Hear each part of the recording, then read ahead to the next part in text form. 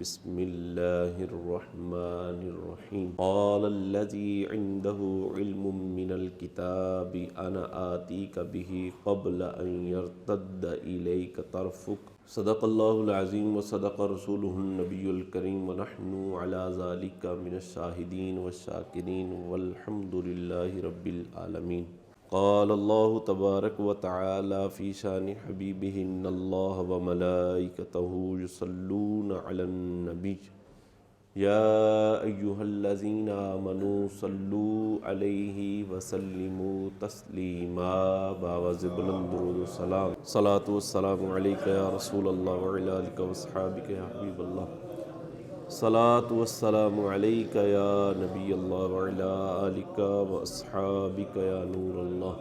بالغ العلا بکمالہ کشف الدجا بجمالہ حسنت جمیع خصالہ صلو علیہ وآلہ واصحابہ وبارک وسلم۔ حمد و صلاح کے بعد نہایت ہی واجب الاحترام محترم المقام محترم پیارے اسلام بھائیو، آج کا ہمارا موضوع ہے غیر اللہ سے مدد مانگنا کیسا ہے۔ بڑی ہی دل جمعی کے ساتھ اور بڑی ہی توجہ کے ساتھ آپ نے گفتگو کو سماعت کرنے کی کوشش کرنی ہے، اور ٹھنڈے دل اور ٹھنڈے دماغ سے انشاءاللہ بیٹھیں گے تو یہ مسئلہ پوری طرح انشاءاللہ واضح ہو جائے گا۔ آیا اللہ کے علاوہ کسی سے مدد مانگ سکتے ہیں یا نہیں مانگ سکتے؟ اللہ تبارک و تعالیٰ کے جو برگزیدہ بندے ہیں، اللہ کے انبیاء ہیں، اللہ کے رسول ہیں، ان سے مدد مانگنا آیا جائز ہے، بدعت ہے، شرک ہے، کیا ہے؟ اس بارے میں سب سے پہلی بات تو یہ یاد رکھنی چاہیے کہ اگر ہم اللہ تبارک و تعالیٰ کے بندوں سے مدد مانگتے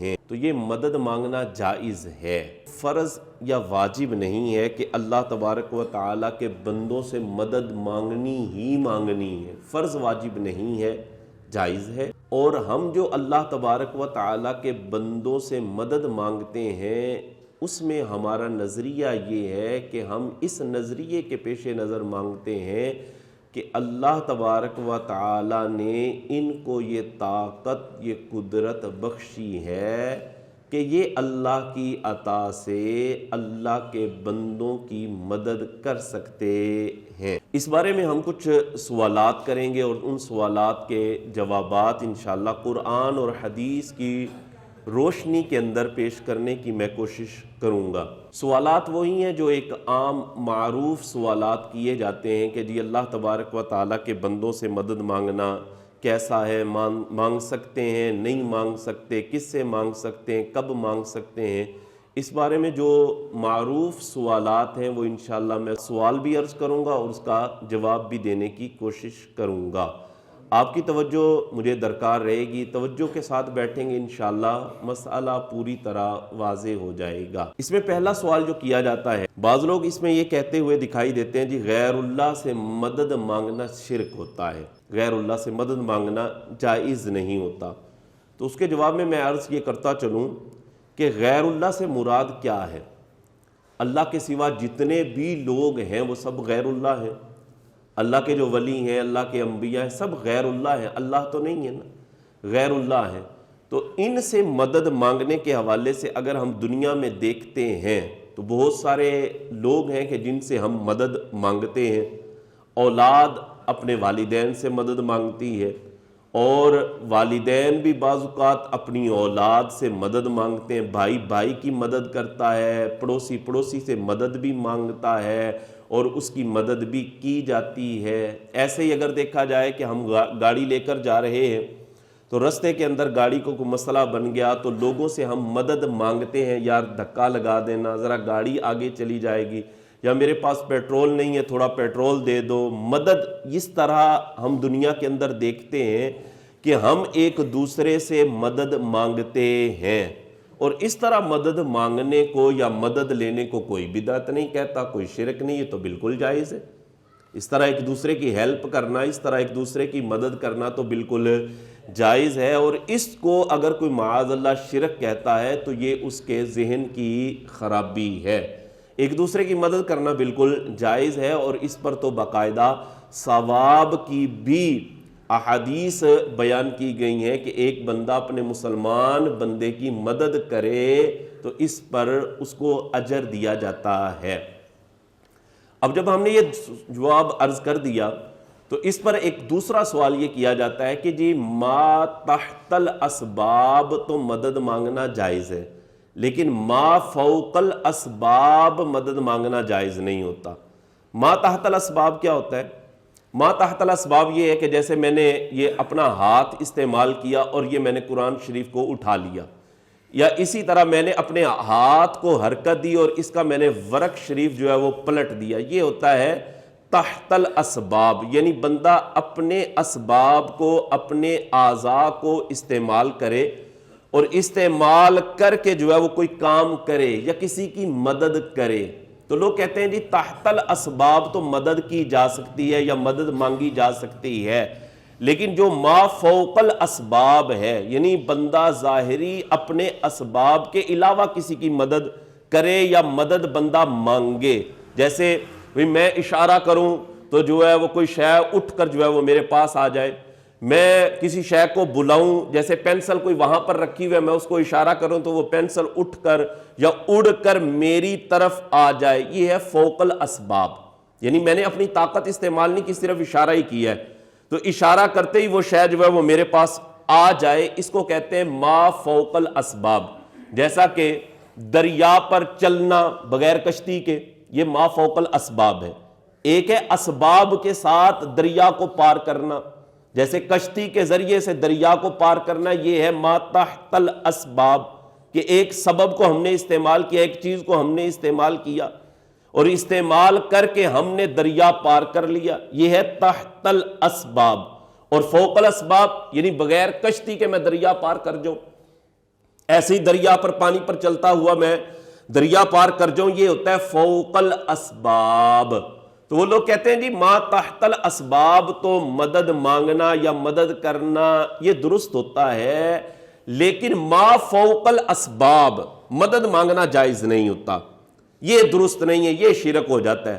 آئیے قرآن مجید فرقان حمید سے میں اس بارے میں دلیل پیش کروں گا کہ ما فوق الاسباب بھی مدد کی جا سکتی ہے اور مدد مانگنا بھی جائز ہے۔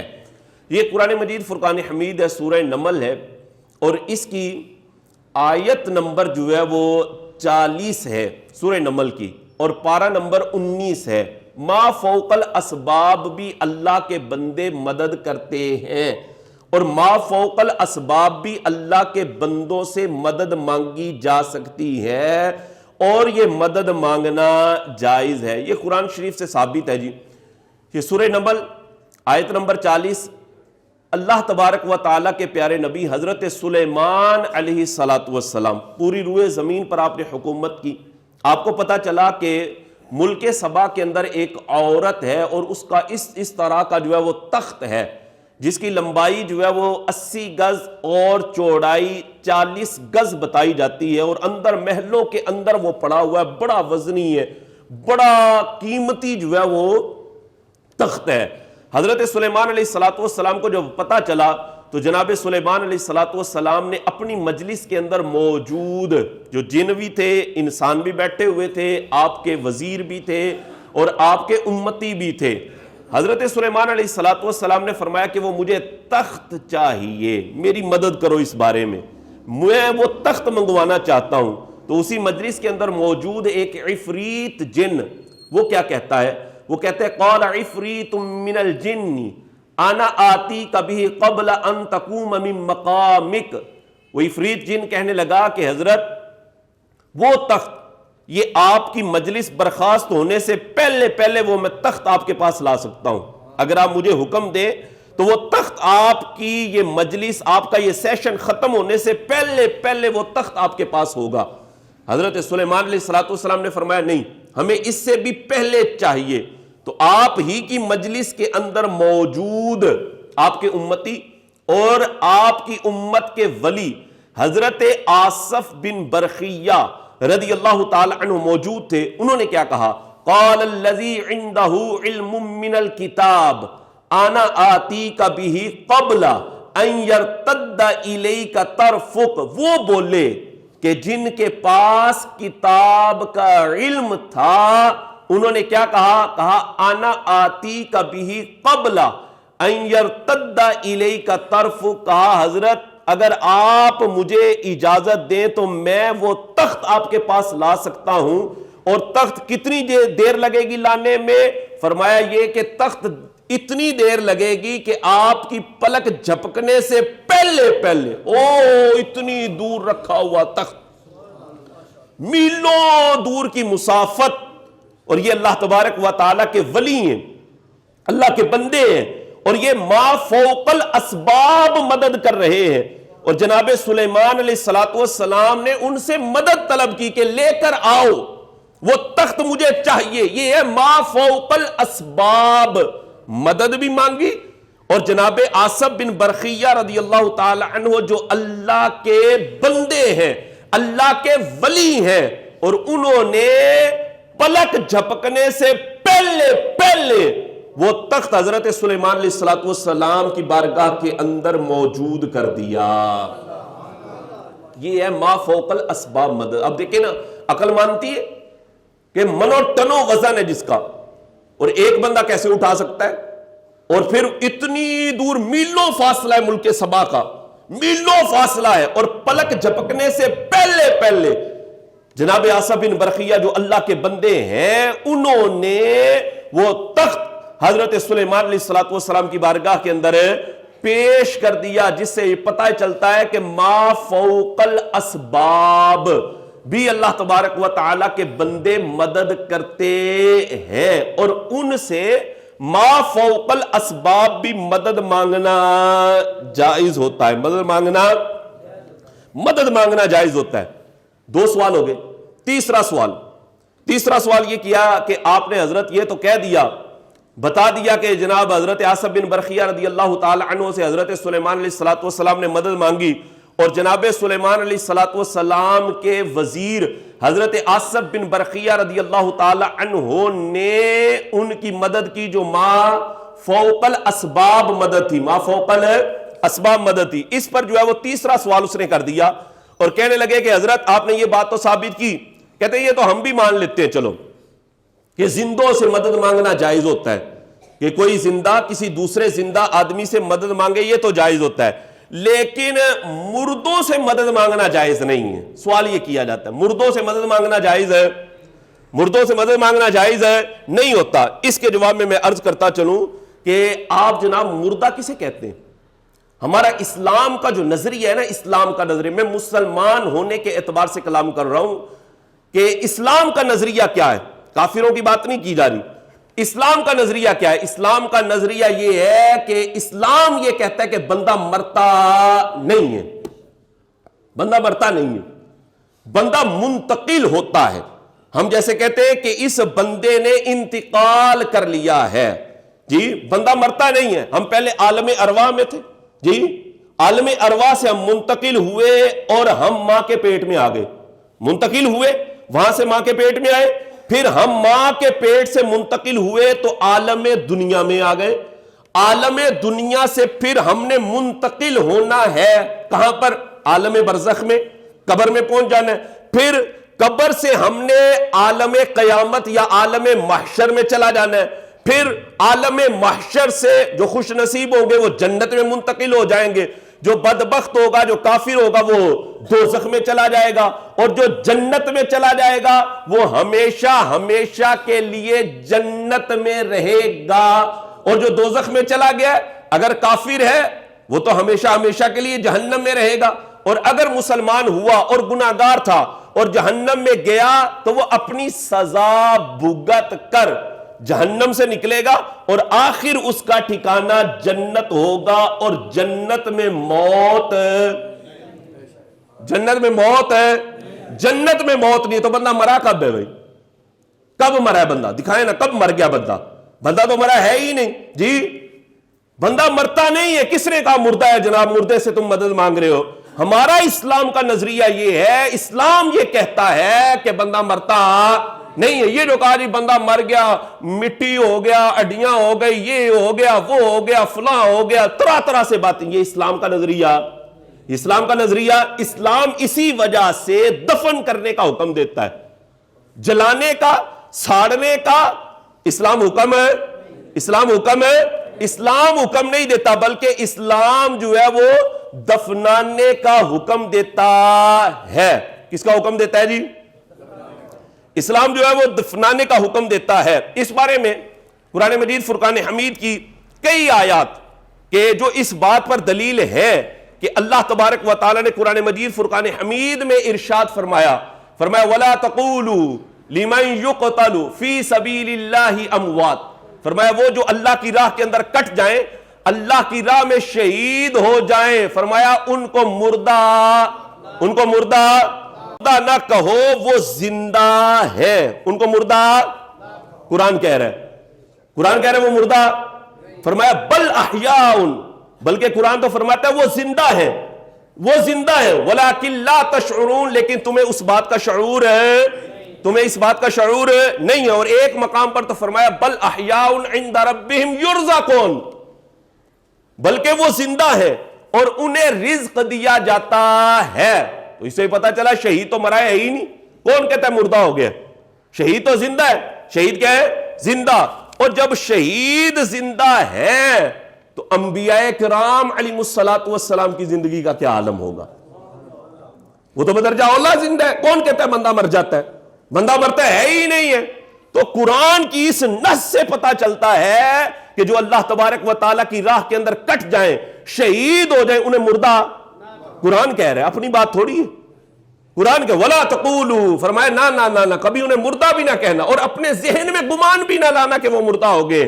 فرمایا وہ زندہ ہے، تمہیں شعور نہیں ہے ان کی زندگی کا، اور فرمایا وہ زندہ ہے اور انہیں رزق بھی دیا جاتا ہے۔ یہ تو شہداء کی زندگی میں نے آپ کے سامنے قرآن سے بیان کی۔ اسی طرح یہ میرے ہاتھ کے اندر جناب سنن ابن ماجہ ہے، سنن ابن ماجہ شریف ہے، اس کا صفحہ نمبر 231 ہے اور حدیث کا نمبر ہے 1637 حدیث۔ میں اس بات پہ دلیل دے رہا ہوں کہ بندہ مرتا نہیں ہے۔ اللہ تبارک و تعالیٰ کے انبیاء کرام علیہ السلام کے بارے میں نبی کریم علیہ السلام کا فرمان، سنن ابن ماجہ حدیث کا نمبر ہے 1637، ارشاد فرمایا ان اللہ حرم علی الارض ان تاکل اجساد الانبیاء فنبی اللہ حی یرزق، فرمایا اللہ تبارک و تعالیٰ نے زمین پر حرام کر دیا ہے کہ وہ انبیاء کے جسموں کو کھائے۔ فرمایا فنبی اللہ حی، اللہ کا نبی مرتا نہیں، اللہ کا نبی زندہ ہوتا ہے۔ یہ حدیث پاک سے ثابت ہے۔ اور فرمایا یرزق، اللہ کا نبی زندہ بھی ہوتا ہے اور اسے رزق بھی دیا جاتا ہے۔ کون کہتا ہے جی بندہ مر جاتا ہے؟ بندہ مرتا نہیں ہے، بندہ منتقل ہوتا ہے۔ بندہ کہاں کیا ہوتا ہے جی؟ بندہ منتقل ہوتا ہے، بندہ مرتا نہیں ہے۔ تو کون کہتا ہے جی ہم مردوں سے مدد مانگنے؟ مردے تو وہ ہے ہی نہیں، وہ تو ہے ہی زندہ۔ شہداء زندہ ہے اور ان کی زندگی قرآن سے میں نے بیان کی۔ انبیاء کرام علیہ السلام زندہ ہے، برزخی زندگی، ہاں وہ بھی ایک زندگی ہے جی۔ تو انبیاء کرام علیہ السلام بھی زندہ ہے، اور عام جو بندے ہوتے ہیں نا، عام جو بندے مومن ہوتے ہیں وہ بھی زندہ ہوتے ہیں۔ وہ بھی کیا ہوتے ہیں؟ وہ بھی زندہ، قبروں کے اندر وہ بھی زندہ ہے جی۔ نبی کریم علیہ السلام کی متعدد احادیث اس بات پر شاہد ہے کہ جان عالم صلی اللہ علیہ وسلم نے فرمایا جب قبرستان جاؤ نا، کہاں جاؤ؟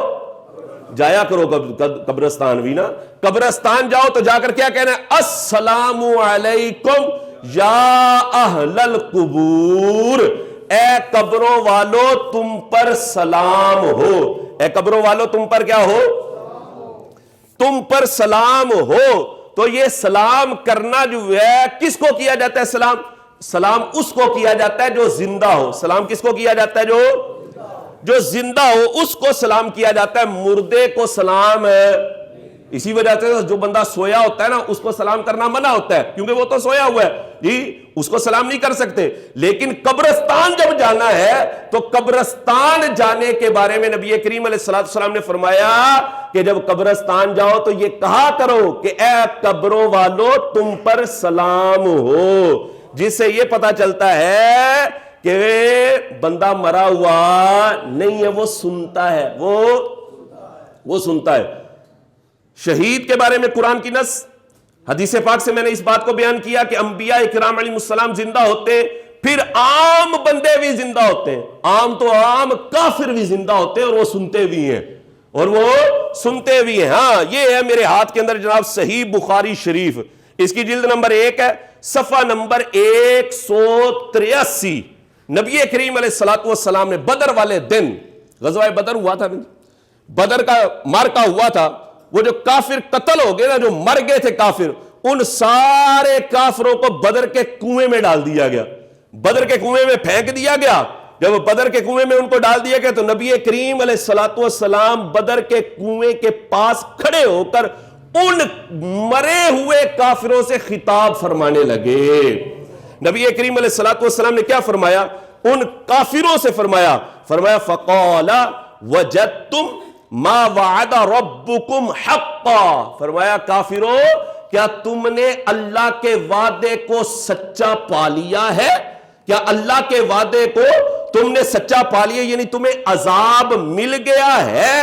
حضور جب یہ خطاب ان سے فرما رہے تھے نا، مرے ہوئے کافروں سے خطاب ہو رہا ہے، تو حضرت عمر رضی اللہ تعالی عنہ نے عرض کی، کہنے لگے حضور یہ تو مر گئے اور آپ ان کو سنا رہے ہیں، آپ ان سے خطاب فرما رہے ہیں۔ تو نبی کریم علیہ السلام نے فرمایا ما انتم باسمع منہم، فرمایا عمر تو ان سے زیادہ نہیں سنتا، عمر تو ان سے زیادہ نہیں سنتا، فرمایا یہ کہ جتنا کو تو سنتا ہے نا اور سن رہا ہے اتنا ہی یہ بھی سن رہے ہیں۔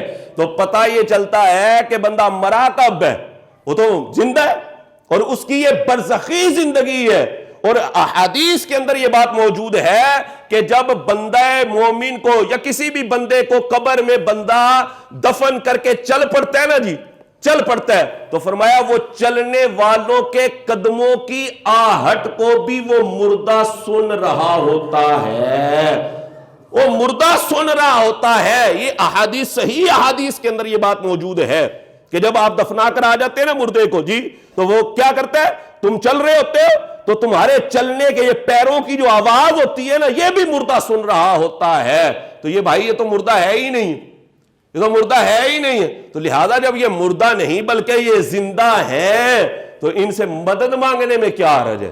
ان سے مدد مانگنے میں کوئی حرج نہیں ہے، یہ مدد کر سکتے ہیں اور یہ سنتے بھی ہیں، یہ سنتے۔ اس پر جو ہے وہ سوال کرنے لگا بندہ، کہنے لگا جی آپ نے چلو یہ بات ثابت کر دی کہ وہ مردہ نہیں، وہ تو زندہ ہوتے ہیں جی، لیکن ہم یہ بات کہتے ہیں کہ جو بندہ قبر میں چلا جاتا ہے، عالم برزخ میں پہنچ جاتا ہے، تو عالم برزخ میں پہنچ کرنا بندہ پھر وہ مدد نہیں کر سکتا۔ زندہ عالم دنیا میں ہے تو پھر تو وہ مدد کر لے گا، لیکن جیسے ہی وہ عالم برزخ میں پہنچ گیا ہے نا، وہ پھر نہیں مدد کر سکتا جی، اور نہ اس کو مدد کے لیے پکارنا چاہیے۔ میں نے کہا لے اس کا جواب بھی حدیث سے سنتا جائے کہ آیا مردے جو ہیں، یعنی جو عالم برزخ میں چلے گئے ہیں، جو عالم دنیا سے آگے منتقل ہو گئے ہیں، کیا وہ مدد کر سکتے ہیں؟ کیا وہ مدد کرنے پر قادر ہیں؟ لے سن حدیث سے جواب، سنن ابن ماجہ صفحہ نمبر 210 اور حدیث کا نمبر ہے 1399، یہ سنن ابن ماجہ کے اندر حدیث موجود ہے، اور یہ بات آپ نے کئی دفعہ سنی ہوگی۔ معراج کی رات جب نبی کریم علیہ السلام واپس تشریف لا رہے ہیں، اللہ اکبر، جناب حضرت موسیٰ علیہ السلام سے ملاقات ہوئی تھی، نہیں بول رہے نہیں بندے سو گئے نہیں، جناب موسیٰ علیہ السلام سے ملاقات ہوئی معراج کی رات، اور حضرت موسیٰ علیہ السلام اور حضور علیہ السلام کا زمانہ پتہ ہے کتنا فاصلہ تھا؟ 2500 برس، 2500 برس کا فاصلہ ہے۔ جناب موسیٰ علیہ السلام حضور کے دنیا میں تشریف لانے سے 2500 سال پہلے دنیا سے منتقل ہو چکے تھے۔ اب کیا ہوا؟ جب معراج کی رات جان عالم صلی اللہ علیہ وسلم واپس تشریف لا رہے ہیں، دیکھیں جناب جو دنیا سے چلے جاتے ہیں کتنی مدد کرتے ہیں۔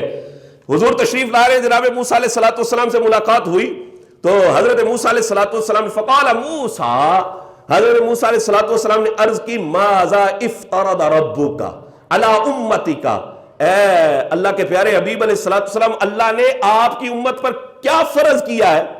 کیا فرض کیا ہے؟ تو تو نبی کریم علیہ الصلوۃ والسلام نے فرمایا قلت فرض علی 50 صلاۃ، میرے رب نے میری امت پر 50 نمازیں فرض کی ہیں۔ کتنی فرض کی ہیں؟ حضرت موسیٰ علیہ الصلوۃ والسلام کی مدد دیکھیں۔ ہاں وہ جو کہتے ہیں نا جی وہ جو دنیا سے چلے جاتے ہیں وہ مدد نہیں کر سکتے، تو میں نے کہا پھر 50 ہی پڑھیا کرو، پانچ نہ پڑھیا کرو۔ یہ تو حضرت موسیٰ علیہ الصلوۃ والسلام نے مدد کی ہے، ہیلپ کی ہے۔ انہوں نے عرض کی تھی کہ جان عالم دوبارہ تشریف لے کر جائیے، میں اپنی امت کو پہلے آزما چکا ہوں، نہیں یہ پڑھنی ہے